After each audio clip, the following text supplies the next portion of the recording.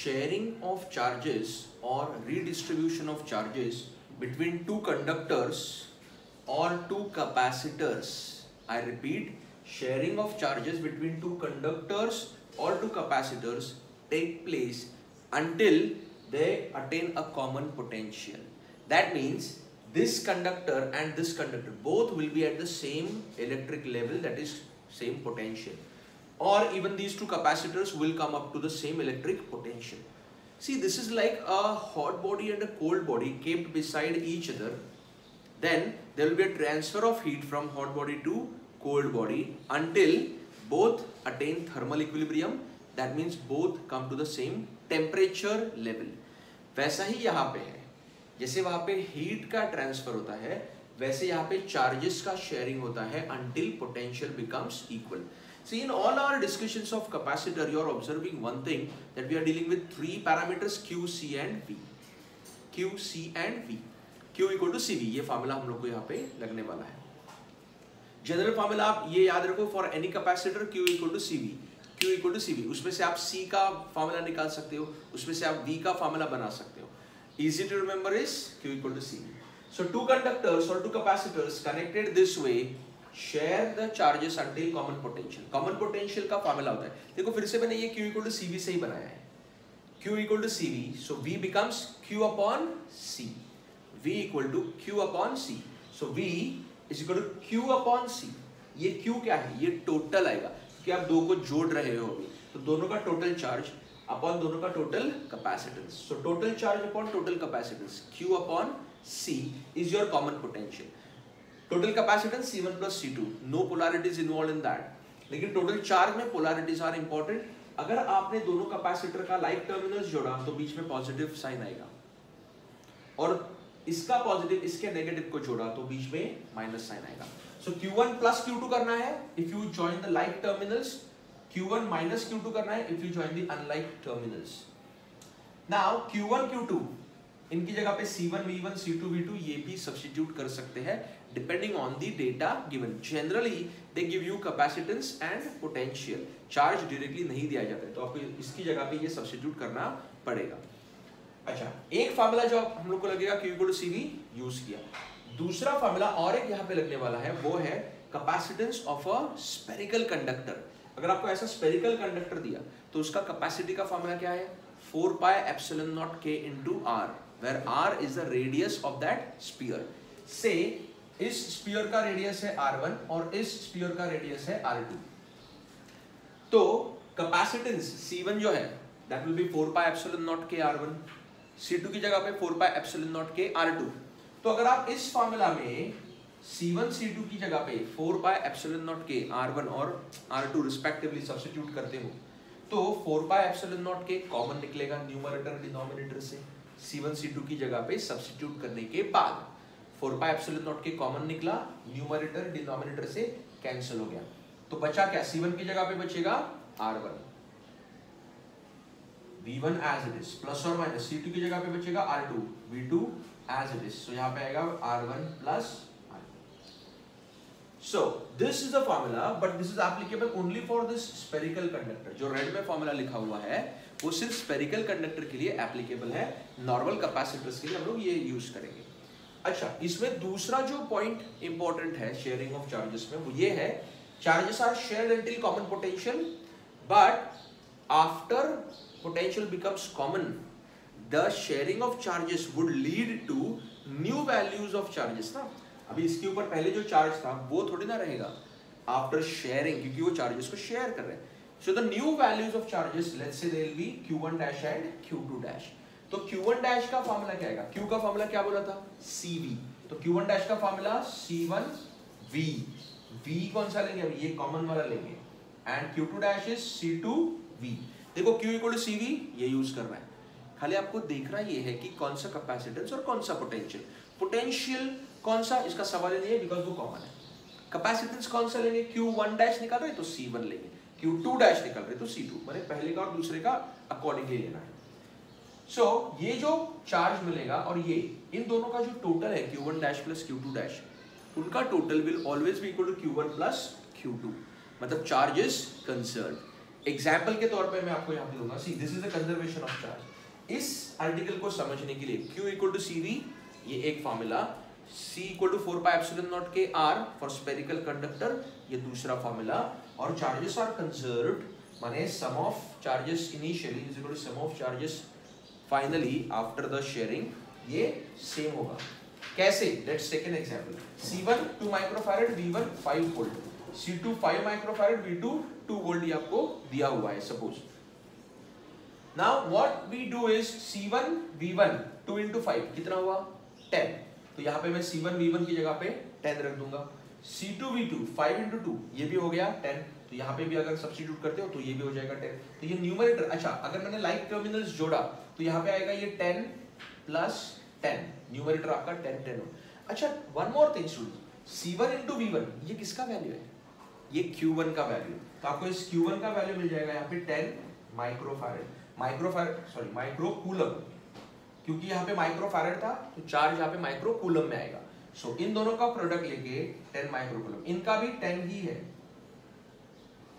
मतलब टोटल आपका हो गया 20।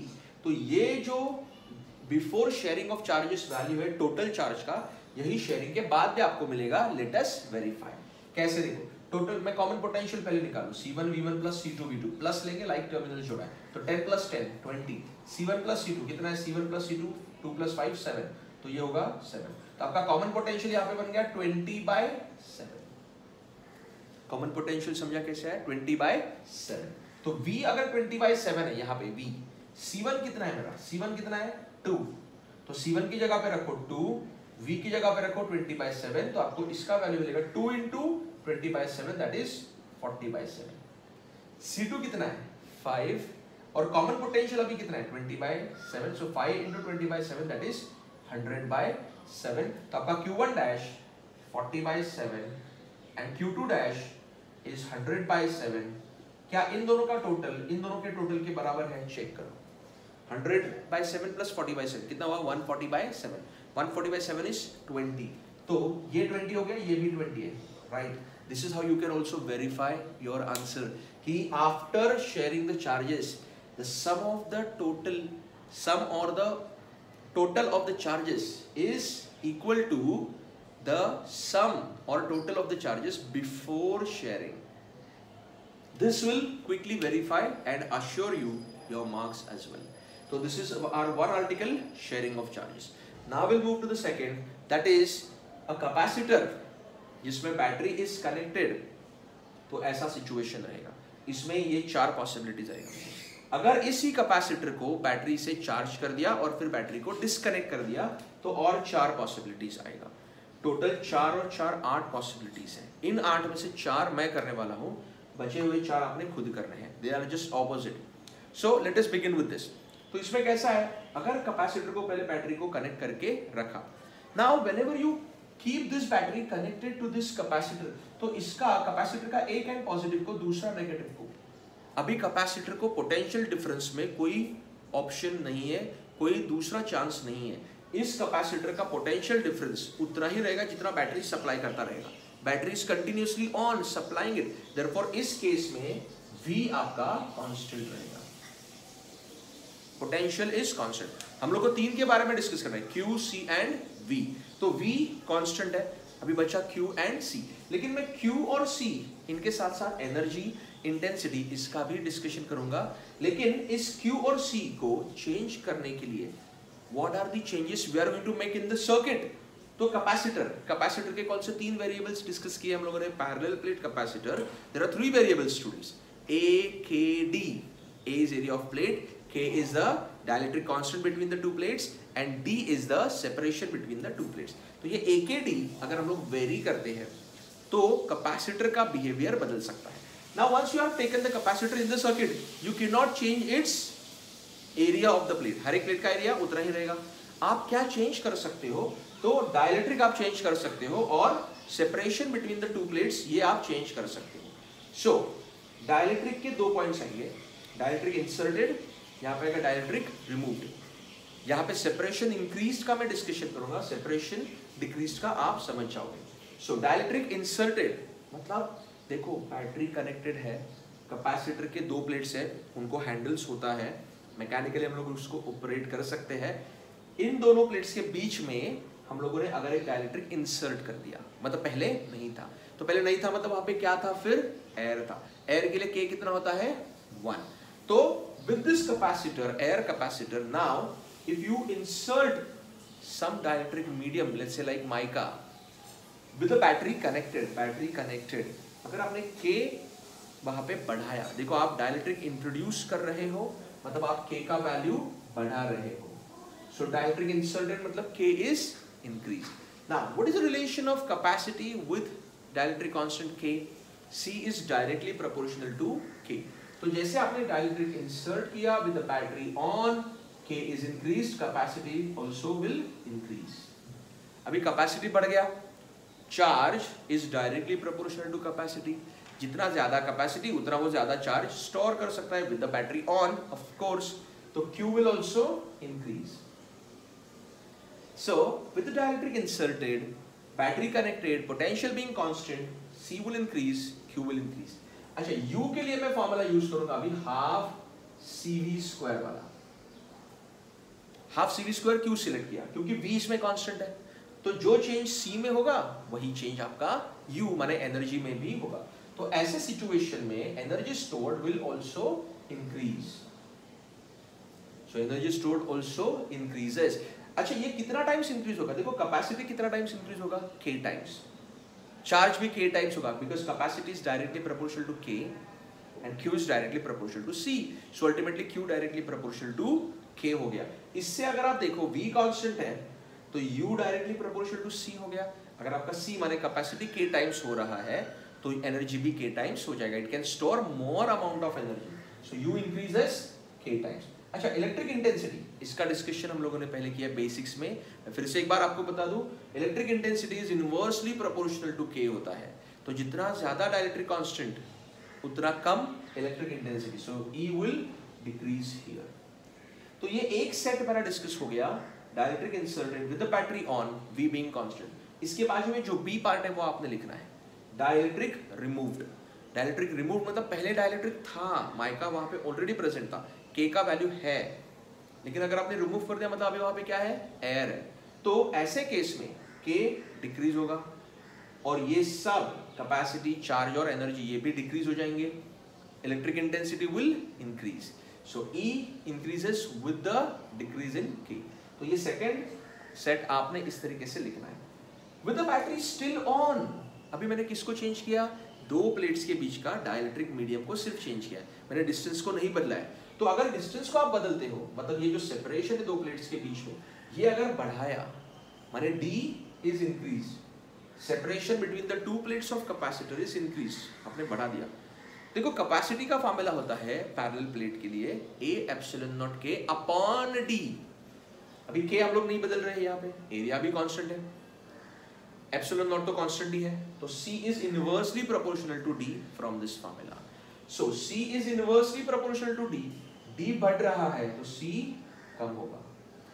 जो इफेक्ट कैपेसिटी में होगा, capacity is ability to store the charge, वही इफेक्ट चार्ज में भी होगा। With the battery on, now it will be storing lesser amount of charge, charge कम स्टोर करेगा।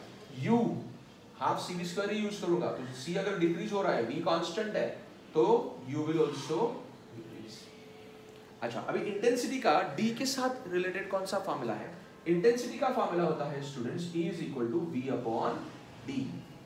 अच्छा, V यहाँ पे क्या है, potential difference between the two plates of capacitor, constant है। अगर ये कांस्टेंट है तो D और E इनका रिलेशन इनवर्स हो गया। अभी D आप सेपरेशन प्लेट्स के बीच का बढ़ा रहे हो, तो D अगर बढ़ गया तो इंटेंसिटी यहाँ पे कम होगा definitely, so intensity will decrease. That is the third set for battery kept connected, potential being constant, separation is increase. अच्छा, सेपरेशन डिक्रीज आप खुद लिख सकते हो, सेपरेशन डिक्रीज मतलब जो प्लेट्स का डिस्टेंस है उसको और कम कर दिया, तो इन सब का उल्टा आपने यहाँ पे लिखना है पॉइंट बी में।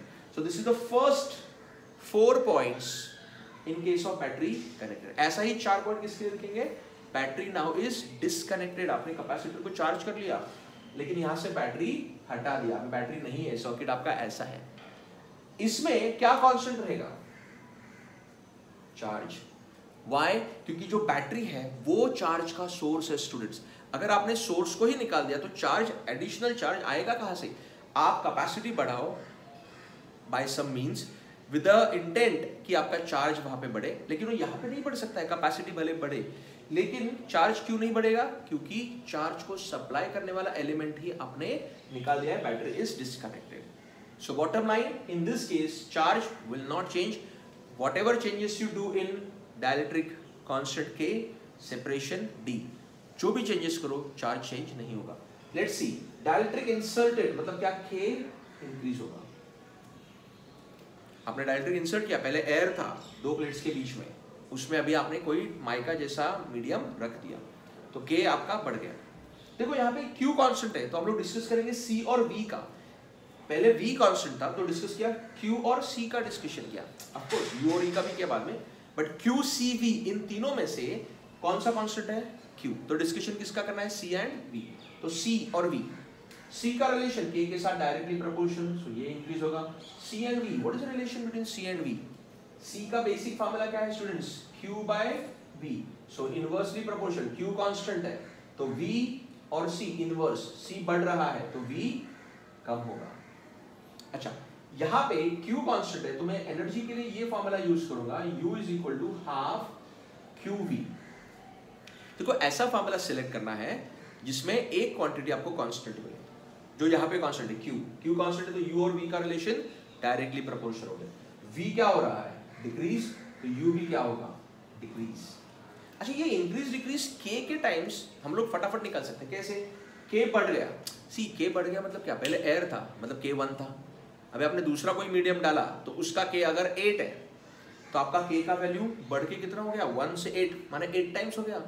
आप एयर की जगह पे जो भी मीडियम रखो उसका जो भी K का वैल्यू है उतना टाइम्स आपका K वहां पे हो रहा है, ऐसे आप बोल सकते हो। तो capacity becomes K times, potential difference becomes 1/K times, क्योंकि डिक्रीज हो रहा है, तो energy also becomes 1/K times. K का वैल्यू खाली देखना है आपको। So that's how it goes, students. These are answers to many MCQs. Listen to this very carefully. Rewatch this video.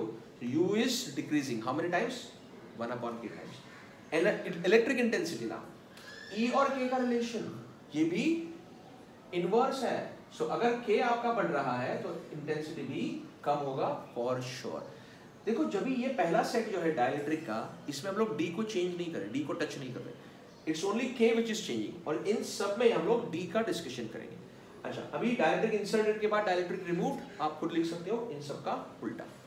Separation increase, अभी दो प्लेट्स कैपेसिटर जिसको charge किया है और डिस्कनेक्ट कर दिया, ऐसे दो प्लेट्स के बीच का डिस्टेंस अभी हम लोग बढ़ाएंगे या कम करेंगे। पहले इंक्रीज, अगर डिस्टेंस इंक्रीज किया, चार्ज को तो बढ़ने का स्कोप है नहीं, बैटरी हटा दिया, तो C और V का डिस्कशन करेंगे। What is the relation of C with D? C का फार्मूला क्या है? A epsilon naught K upon D।